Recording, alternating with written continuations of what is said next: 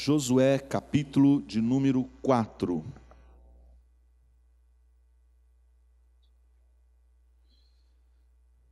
De fato, é um desafio, né? Falar.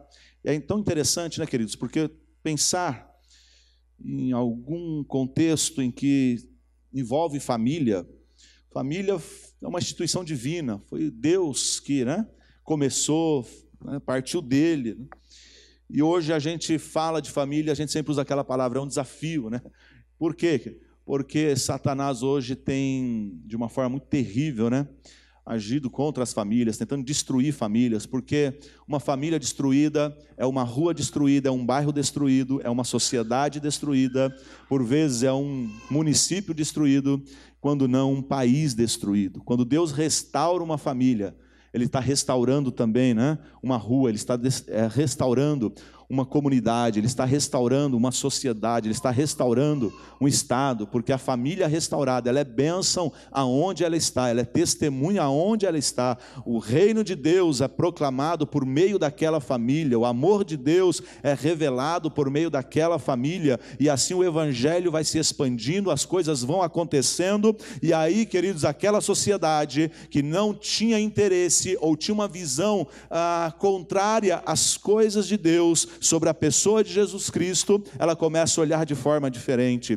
Ela começa a olhar e pensar o seguinte: como pode aquele marido que vivia nas drogas, que vivia no álcool, ter sido restaurado, e agora aquele lar que era destruído, agora está restaurado? Quem pôde fazer isso? Como isso pôde acontecer? E aí vai ouvir o testemunho e vai entender: olha, Jesus entrou na nossa casa, Jesus entrou na nossa família, e tudo mudou, tudo foi transformado. E ali começa então a proclamação do evangelho, o amor de Deus sendo visto por meio daquele lar, e isso vai contagiando os vizinhos, vai contagiando pessoas, vai contagiando a comunidade, e assim a gente vai vendo o amor de Deus sendo proclamado, o amor de Deus sendo instaurado na vida, no lar, amém? No contexto de muitas famílias. Então não tenha dúvida, se tem uma coisa que o diabo quer fazer, é destruir lares, destruir famílias, porque dessa forma ele vai contaminando de uma forma terrível, né, tudo aquilo que foi construído em algum momento. Mas em nome do Senhor Jesus Cristo, Satanás, ele não tem poder maior que o nosso Deus.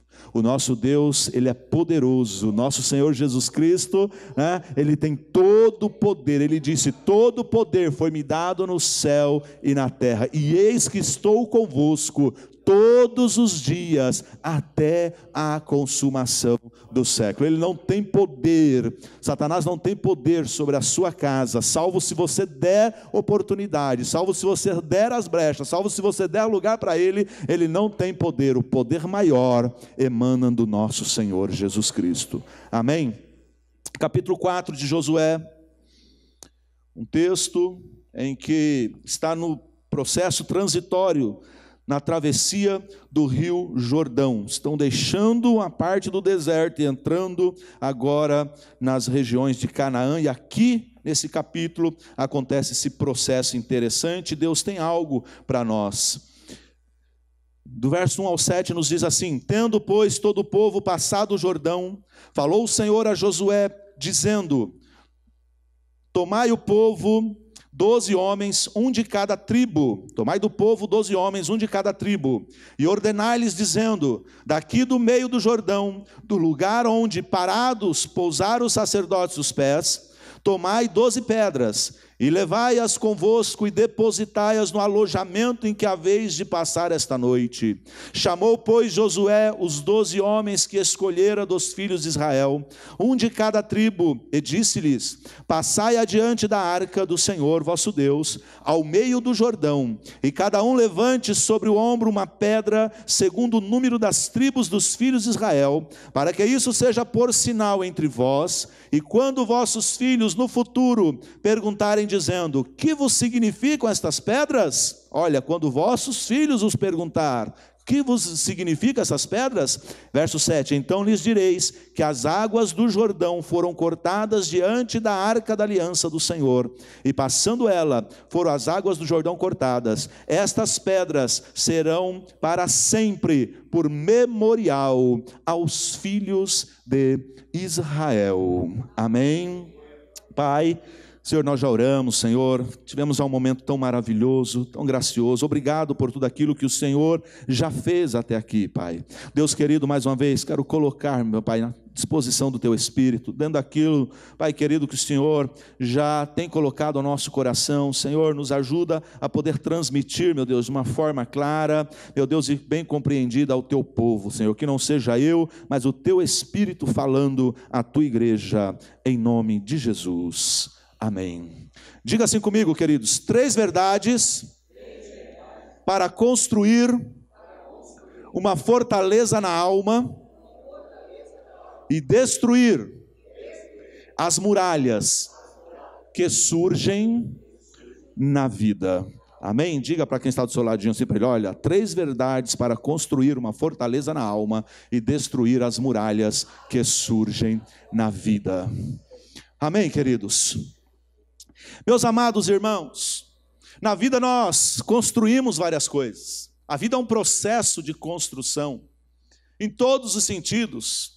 Nós nascemos e começamos, então, a partir de uma determinada idade, projetar algumas coisas, começamos a construir algumas coisas, às vezes ainda aqui na mente, às vezes ainda aqui na memória, mas nós já começamos a projetar dentro de um contexto que nós estamos inseridos, ou talvez por alguém que vai chegando até nós, às vezes os nossos pais, e vai dizendo o seguinte: olha filho, comece a pensar num bom emprego, comece a pensar numa boa faculdade, olha filho, não queira ser, alguns até usam esse argumento, não queira ser como os seus pais foram, olha, nós erramos em algum momento, não queira cometer os mesmos erros, então haja dessa forma, construa dessa forma, pense num bom marido, pense numa boa esposa, pense num bom casamento, olha, siga esses caminhos para que lá na frente você não erre, ou se errar, erre menos do que nós. Ou seja, queridos, nós vamos construindo coisas nessa vida,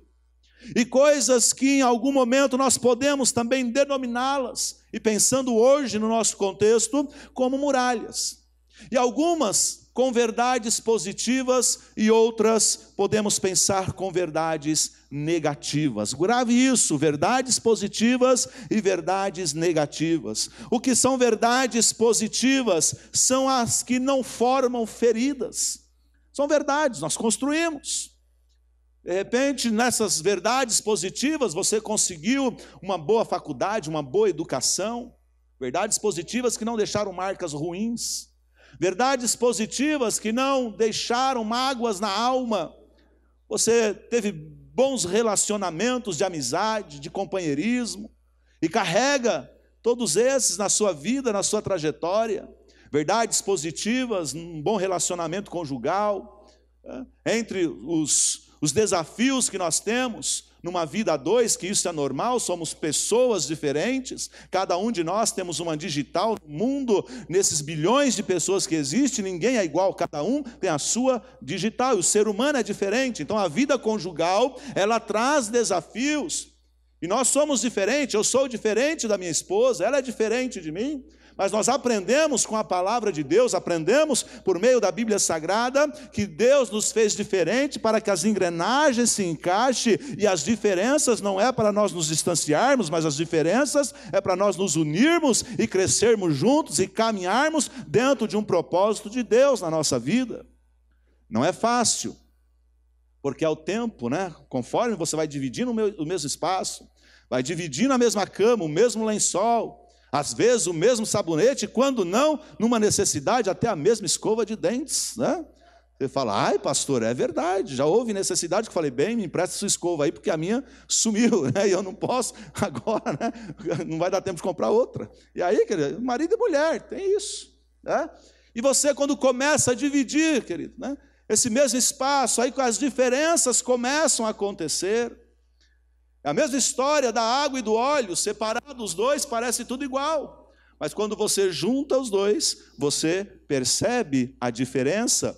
Mas quando a gente quer um bom arroz, pelo menos ainda, na tradição mais antiga que se usava o óleo, e a água para um bom arroz, Quando você coloca os dois ali, eles se misturam, você vê a diferença, mas dentro, né, de um bom tempero, aquece-se o fogo, né, assim parece que vai complicar as coisas, mas de repente surge aquele arroz delicioso que vai, né, nos servir de alimento. A vida é assim, queridos. São as verdades positivas dessa vida. As verdades positivas de um bom emprego, as verdades positivas de uma boa criação de filhos, filhos tementes a Deus, são as verdades que nós encontramos e que nós construímos, e que são muralhas que não vão deixar coisas ruins, construções que nós fazemos.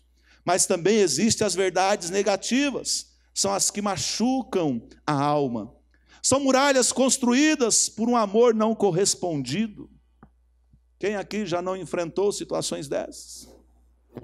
E me permita dizer, queridos, porque não pensar pessoas que às vezes já estão casadas, já têm filhos, anos na caminhada, mas um amor não correspondido lá atrás, não por esse marido que você tem hoje, não por essa esposa que você tem hoje, mas talvez alguma coisa que ficou lá atrás, por alguma relação, ainda traz na alma alguma marca lá do passado, e que precisa de um toque de Deus.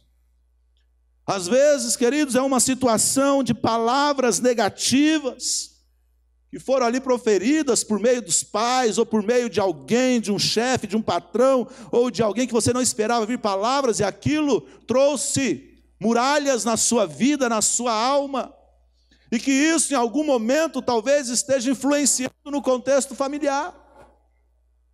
Às vezes há uma cobrança de um cônjuge dizendo: ei, está vendo? Se você tivesse ouvido o seu pai lá atrás, hoje a gente não estava nessa situação. Se você tivesse ouvido a sua mãe lá atrás, nós não estaríamos assim. Ah, olha, porque a minha mãe não é assim, porque o meu pai não é assim, e você tinha que ser assim. Ei, me permita dizer, queridos, pensando no contexto família, de muralhas. Você não casou com a mãe, você não casou com o pai, você casou com esse. Você casou com essa, não é assim?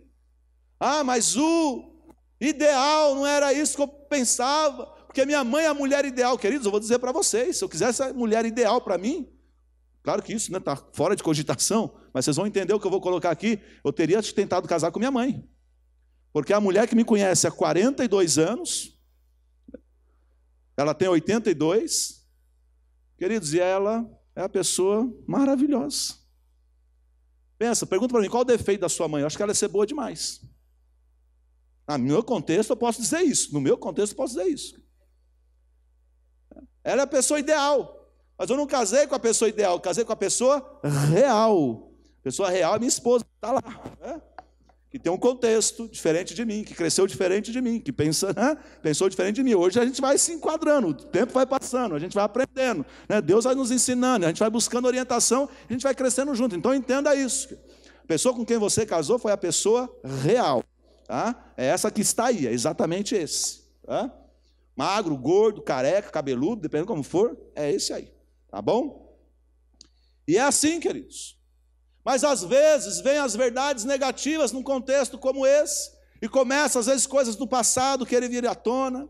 Às vezes, queridos, vem, né, a frustração profissional.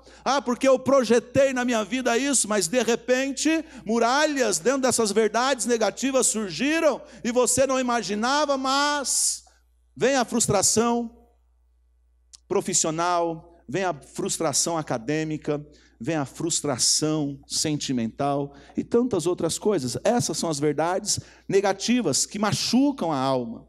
São muralhas que foram construídas no decorrer da vida. Fala, pastor, mas e aí? O que a gente faz com tudo isso? A Bíblia sempre nos dá um escape para alguma coisa, com certeza. O texto que nós lemos, Josué, ele segue as instruções do Senhor, nós lemos aqui no texto, e dentro desse contexto, ele orienta os sacerdotes, aqueles que levavam a arca da aliança, a avançarem para dentro do rio. Capítulo 3, a gente vai perceber que é o momento que eles estão de um lado, às margens do rio Jordão, tempo da cega, o rio Jordão estava em cheia, e aí os sacerdotes colocam os pés sobre, né, ali à margem do Rio Jordão, as águas lá em cima param, vão se amontoando, eles vão percebendo que as águas vão baixando, até a hora deles passarem. A ordem era o seguinte: entre os sacerdotes com a arca, o povo tinha que seguir a arca, né, os sacerdotes ali com a arca, e eles entram, chegam no meio do Jordão, capítulo 3, o último verso vai deixar claro isso para nós, verso 17, e agora eles param ali, as águas estão baixas, e agora todo o povo vai passando. Esse processo deles passarem o Jordão é que entra aqui o capítulo de número 4.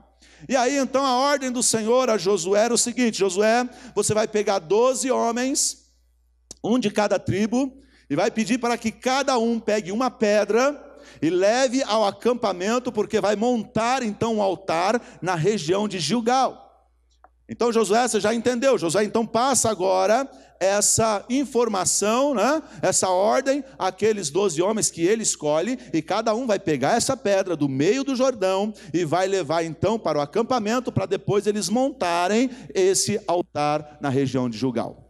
E depois, queridos, o próprio Josué também, nós vamos ver aí em um dos versos, que ele também pega 12 pedras do Jordão e monta também um altar, provavelmente dentro do Jordão. Quando as águas subissem, ia cobrir o altar, mas quando as águas baixassem, porque tinha época que as águas baixavam, com certeza apareceria o altar de pedras. E para que é isso? Nós lemos aqui no capítulo 4, ele diz: olha, para que sirva de memorial aos vossos filhos, para que eles não se esqueçam, para que a geração futura, quando olhar esse altar de pedras aqui no meio do Jordão, quando olhar o altar lá em Gilgal, eles se lembrem que Deus parou as águas do Jordão, que Deus transportou esse povo do Egito, levou eles pelo deserto e fez com que eles passassem o Jordão e entrassem até a terra de Canaã. Olha, é importante que a geração futura se lembre e conheçam e saibam detalhadamente quais foram os benefícios, quais foram as orientações, quais foram as leis que Deus instituiu para o povo. Olha que isso é forte, queridos. Dê uma lidinha aí, Deuteronômio capítulo 6, volte aí a sua Bíblia, alguns capítulos, Deuteronômio capítulo 6, olha como isso é fortíssimo para nós.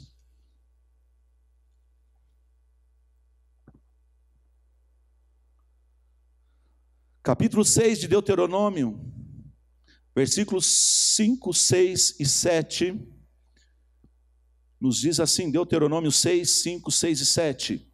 Amarás, pois, o Senhor teu Deus de todo o teu coração, de toda a tua alma e de toda a tua força. Esse povo, eles estavam nas eminências de entrar na terra, estava aí no processo. Deuteronômio aqui vai ser uma repetição das leis. Olha o verso 6. Estas palavras que hoje te ordeno estarão no teu coração, dos pais. Olha o verso 7. E vocês, pais, as inculcarás a teus filhos. Inculcarás aqui é o seguinte, olha, é ensinar, é impregnar a palavra. Não deixe de ensinar a palavra aos vossos filhos. Não abra mão de ensinar a palavra aos vossos filhos. E quando é que ele fala para fazer isso? Uma vez ou outra, uma vez por semana, ao domingo na igreja? Olha o que ele fala: e delas falarás, assentado em tua casa. Coisa linda. E andando pelo caminho, e ao deitar-te, e ao levantar-te. Olha só, queridos. É quando estiver sentadinho em casa. Nossos filhos estão aprendendo o quê? Quando a gente está com eles sentado em casa, olhando uma televisão. Nossos filhos estão aprendendo o quê? Quando a gente desliga e fala, vai cada um para a sua cama agora dormir, ou a gente para, né, e prioriza um tempo para ensiná-los. Olha, né? Inculcarás. A geração futura precisa conhecer quem é Deus. Olha a responsabilidade que Deus deixou para nós, pais. Fala, ó, no caminho. Eu sou de uma época que eu fazia culto, quando minhas filhas eram pequenas. A gente fazia aqueles cultos caseiros de 15 minutos, de 10 minutos. Aí eu separava, falava assim, ó, hoje papai é pastor, mamãe é diaconisa, você vai ser a levita, você vai ser a ministra. Depois a gente invertia tudo, hoje é você que prega, hoje assim. E caminhamos assim, queridos. Separávamos um tempo. Depois no caminho, quando está andando, levando para a escola, indo no supermercado, não é assim? Quando está na padaria, quando o rapaz dá um troco a mais e o filho percebe isso, como que nós estamos ensinando eles, né? Guardamos, falando assim, foi Deus, né, filho, né? Que nos abençoou, a gente está devolvendo para o rapaz, como que nós estamos ensinando no caminho os nossos filhos. Ele fala ao levantar, ao deitar, olha só, queridos. Você entende, irmãos, quando Deus institui aqui para Josué, agora voltando no capítulo 4 de Josué, ele fala, olha, para que os vossos filhos, para que a vossa geração conheça as leis de Deus, conheça as ordenanças de Deus, esse altar vai ser levantado, porque a geração futura, eles não viveram esse episódio, mas eles precisam conhecer os feitos de Deus, queridos. E é assim, irmãos, que algumas muralhas que surgiram na nossa vida vão sendo destruídas pela fortaleza que a gente vai construindo na alma. Porque o que Deus está querendo nos mostrar aqui é o seguinte, que todo milagre, queridos, Deus pode fazer, Deus pode curar, Deus pode abrir porta, Deus pode restaurar, Deus pode fazer tudo isso. Mas se a minha alma não estiver bem em Deus, queridos, nada disso vai ter significado, só vai ser mais uma situação, vai ser só mais um evento que aconteceu na minha vida como cura. Mas se não tiver o verdadeiro significado da presença de Deus, nada disso vai valer para mim, queridos. Vou continuar curado, mas tendo uma vida como uma qualquer, e não vai ter significado minha vida cristã. Bem, quais são as 3 verdades? Quero ser prático, irmãos, não quero cansá-los também. Versículo 3, 5, 8, 9 e 10 do capítulo 4. Leia comigo, queridos, para você entender o texto. Versículo 3 diz, e ordenai-lhes dizendo, daqui do meio do Jordão, do lugar onde parados pousaram os sacerdotes os pés, tomai 12 pedras e levai-as convosco e depositai-as no alojamento em que haveis de passar esta noite. Verso 5, um de cada tribo, e disse-lhes, passai adiante da arca do Senhor vosso Deus, olha, né, ao meio do Jordão, e cada um levante sobre o ombro uma pedra, segundo o número das tribos dos filhos de Israel. Versículo 8, fizeram, pois, os filhos de Israel como Josué ordenara, e levantaram 12 pedras no meio do Jordão, como o Senhor tinha dito a Josué, segundo o número das tribos dos filhos de Israel, e levaram-nas consigo ao alojamento, e a depositaram ali. Versículo de número 10, porque os sacerdotes que levavam a arca haviam parado no meio do Jordão, em pé, até que se cumpriu tudo quanto o Senhor, por intermédio de Moisés, ordenara a Josué, falasse ao povo, e o povo se apressou e passou. Primeira verdade, queridos, para nós construirmos uma fortaleza na alma e destruirmos as muralhas que vão sendo construídas por nós ou por alguma situação na nossa vida. Primeira é, a queda das muralhas só terá significado se a presença de Deus for real na minha vida. Olha só, queridos, as muralhas podem cair, mas às vezes elas podem cair e não ter significado algum para nós. Porque caiu, olha que bom, fui curado. O que mais a gente vê, irmãos, na mídia aí, vocês sabem disso, são grupos grandes, né? Populações, não é assim? 1.000, 2.000, 5.000, 10.000 pessoas estão indo lá, querido. Umas estão dando 7 mergulhos na banheira, dizendo que é do Jordão. Outras estão comprando um saquinho de sabão em pó, né, assim, para lavar a alma. Chegamos a esse absurdo de ouvir essas coisas, que eu não vejo nada de cristianismo naquilo. Mas estão lá e alguns recebem a bênção, o que é verdade ali. Algumas são, né, até em questionamento, mas o que é verdade, pela fé da pessoa, a pessoa acabou indo lá recebendo uma graça. Eu fui curado, eu fui isso, aquilo, outro. Mas a presença de Deus na vida dessa pessoa não é real, porque ela está em busca apenas de um benefício, ela não está em busca do principal. O que Deus está dizendo é o seguinte aqui, olha, façais isso dessa forma, como eu estou ordenando, conforme os sacerdotes farão, conforme Josué vai dar ordem para eles, e tem que ser exatamente do meio do rio Jordão, que as pedras vão ser tiradas, queridos, e ali estava o sacerdote, e ali estava a arca representava a presença de Deus, não era de outro lugar que tinha que tirar as pedras, mas era do meio do Jordão, aonde a arca estava próximo, aonde a presença de Deus estava, queridos. Se não tiver a presença de Deus, não haverá significado algum para mim e para você. Você quer ver as muralhas caírem por terra? Você quer ver a família sendo restaurada? Você quer ver as coisas acontecerem na sua vida? Deus pode fazer tudo isso e muito mais, mas Ele quer que a presença dEle seja algo real na sua vida, na sua história, na sua casa, na sua família. O milagre não estava condicionado a essa situação, porém o milagre só teria significado quando o povo entendesse a importância da presença de Deus. Esse é o significado. Eu recebi uma cura, e a presença de Deus é comigo, eu glorifico a Deus, falo, Deus, obrigado. Eu sei o significado dessa cura, porque o Senhor é presente na minha vida.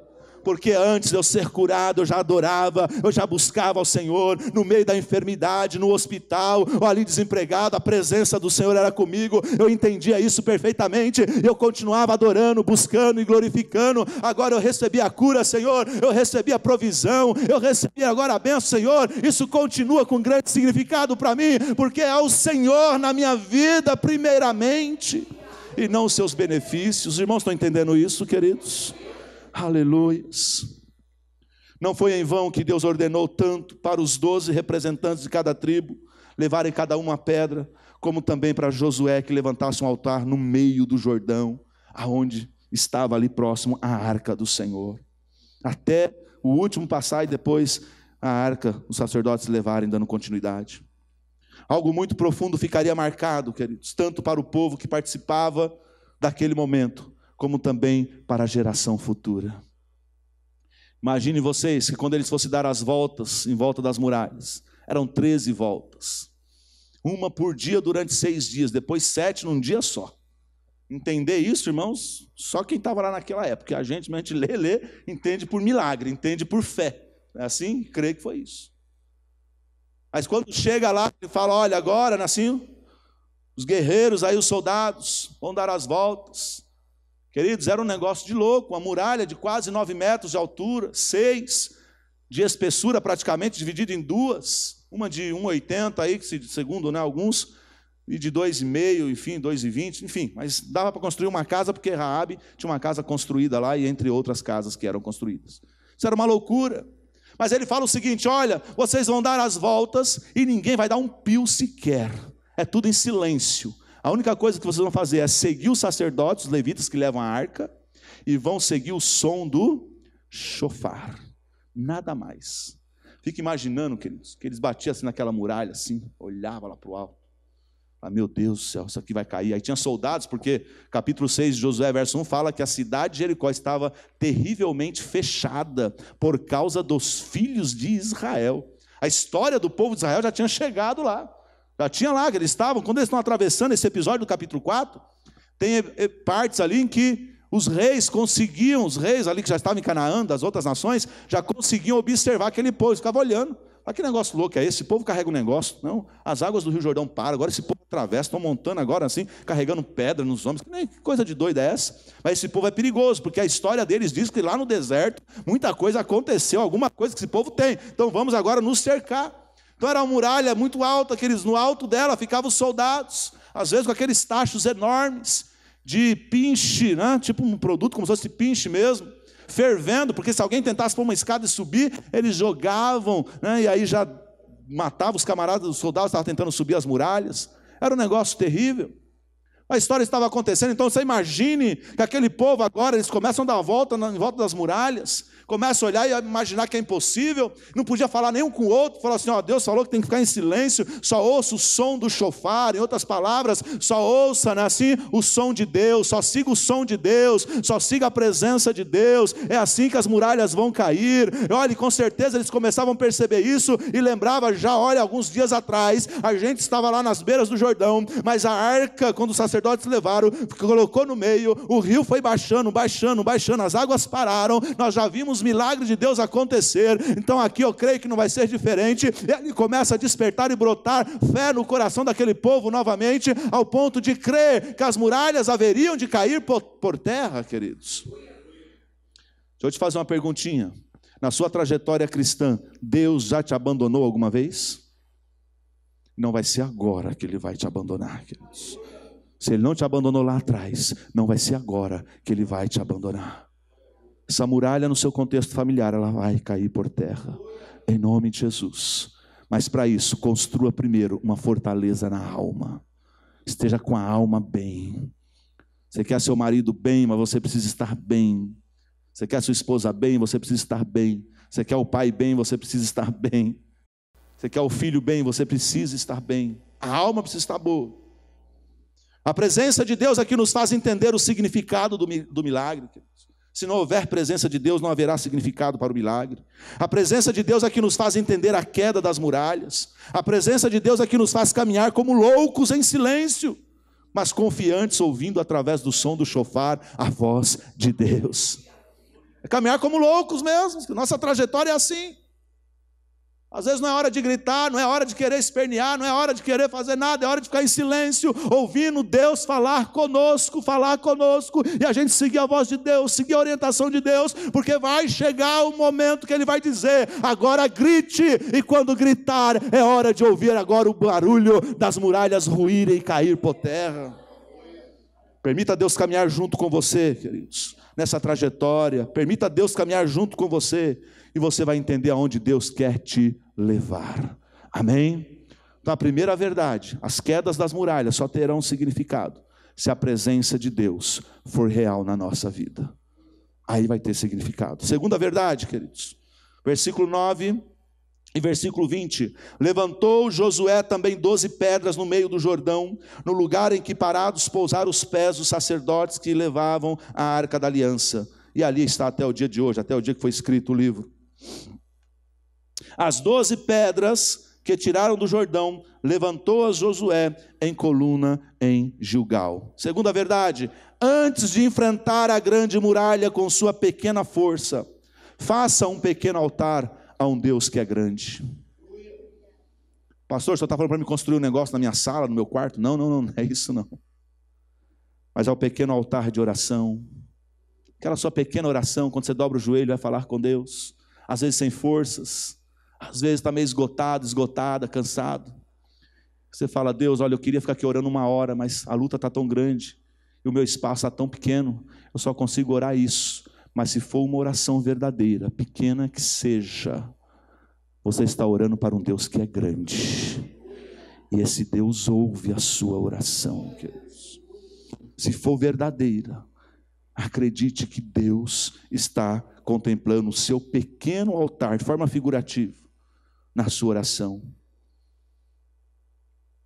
É uma pequena força na oração, mas que diante de um Deus que é grande, faz a muralha ruir. São simples gestos na adoração que faz o inimigo tremer. Simples gestos, é verdadeiro? Faz o inimigo tremer, não tenha dúvida disso. Às vezes você está aqui olhando e fala assim: porque eu queria ser igual fulano, eu queria ser igual Beltrano, eu queria fazer daquele jeito, daquele outro, porque assim acho que Deus... Não. Deus está dizendo: seja você mesmo, mas seja verdadeiro. Mas seja verdadeiro no que você está fazendo. É um pequeno gesto de adoração, mas com verdade. O inimigo ele treme, o inimigo não suporta, queridos. É um simples gesto de obediência no presente que vai garantir a sua vitória no futuro. Um simples gesto aqui, que agrade a Deus, vai garantir a sua vitória lá. Fala assim: olha, erga o altar aqui de pedras. Mas eles não estavam fazendo aquilo por Josué ou pelos sacerdotes. Estavam fazendo aquilo porque era pelo Senhor. Era um pequeno gesto a um Deus que é grande. Olhe para quem está do seu lado e diga assim: olha, um pequeno gesto verdadeiro diante de Deus fará maravilhas no nosso meio. Você crê assim? Amém? Deus não exigirá, querido, de nós algo que nós não podemos fazer. Deus não vai exigir de você algo que você não possa fazer. Quando Ele falou assim: ei, aquele que quer vir após mim, negue-se a si mesmo, tome a sua cruz e siga-me. Negue-se a si mesmo. Aí tem gente que fala: ai, pastor, mas negar os meus desejos, a minha carne, isso é difícil demais. Não é fácil. Mas se Jesus falou negue-se, Ele está dizendo, é possível. E Ele não pediu nada para nós daquilo que Ele não fosse fazer. Ele negou-se a si, quando veio aqui como homem. Filipenses capítulo 2, porque ele se esvaziou de si mesmo, tomando a forma de homem e indo até a morte, e a morte de cruz. É possível, claro que é. Hebreus capítulo 4, versículo 15, porque não há um sumo sacerdote como este, Jesus, que em tudo foi tentado, mas não pecou. Olha só, alguém fala, mas ele é Deus, é verdade, ele é Deus, ele não tem a semente do pecado. Mas quando ele foi tentado em tudo, e ele diz na palavra dele que aquele que está em Cristo é mais que vencedor. Ou seja, se eu estiver em Cristo, em Hebreus 12, 4, se não me falha a memória, se nós resistirmos até o preço de sangue, ele diz, olha, vocês ainda pecam porque não resistiram até o sangue. Se nós resistirmos até o sangue, em Cristo Jesus, nós conseguimos vencer a tentação, queridos. Ele não pede nada para nós daquilo que a gente não pode fazer. São pequenas coisas a um Deus que é grande, que pode mudar a nossa história. Quando somos colocados diante de grandes desafios, Deus assume a responsabilidade conosco. Amém? E em último momento, terceira verdade, verso de número 5, novamente, verso 8. Um de cada tribo, e disse-lhe, passai adiante da arca do Senhor vosso Deus, ao meio do Jordão, e cada um levante sobre o ombro uma pedra, segundo o número das tribos dos filhos de Israel. Versículo número 8. Fizeram, pois, os filhos de Israel como Josué ordenara, e levantaram 12 pedras do meio do Jordão, como o Senhor tinha dito a Josué, segundo o número das tribos dos filhos de Israel, e levaram-nas consigo ao alojamento, e as depositaram ali. Falou assim, olha, peça para eles pegar as pedras, e colocar aonde?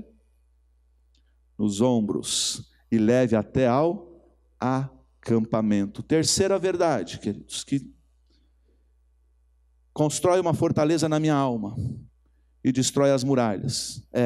Assuma os projetos de Deus com responsabilidade, e Deus se responsabilizará por você. Nos ombros. Lá em Crônicas, diz, quando Davi, por alguma forma, quis dar uma mãozinha para Deus com a arca. Vocês conhecem a história? Contexto lá de Uzá. Ele coloca, assim, num carro. A arca não era para ser levada num carro puxada por bois. Por mais boa intenção que Davi teve, mas ele não estava fazendo o correto.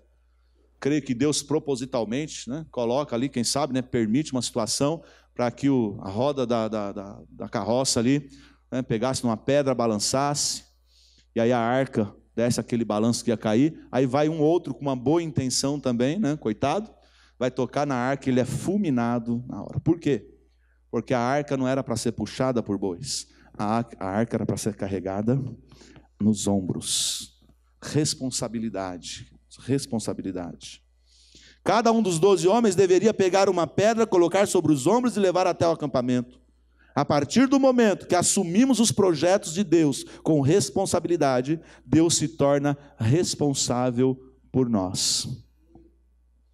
Tudo que Deus estava registrando através daquele povo serviria para que a geração futura tomasse conhecimento dele, como também para que as nações conhecessem o Deus forte, o Deus poderoso. Olha o versículo 21 em diante. E disse aos filhos de Israel: quando no futuro vossos filhos perguntarem a seus pais, dizendo, que significam essas pedras? Fareis saber a vossos filhos, dizendo, Israel passou em seco este Jordão, porque o Senhor vosso Deus fez secar as águas do Jordão diante de vós, até que passasseis como o Senhor vosso Deus fez ao mar vermelho, ao qual secou perante nós, até que passamos. Verso 24, para que todos os povos da terra conheçam que a mão do Senhor é forte, a fim de que temais ao Senhor vosso Deus todos os dias. Para os vossos filhos e nações conheçam o poder de Deus. Assuma as responsabilidades que Deus tem dado a você nos ombros.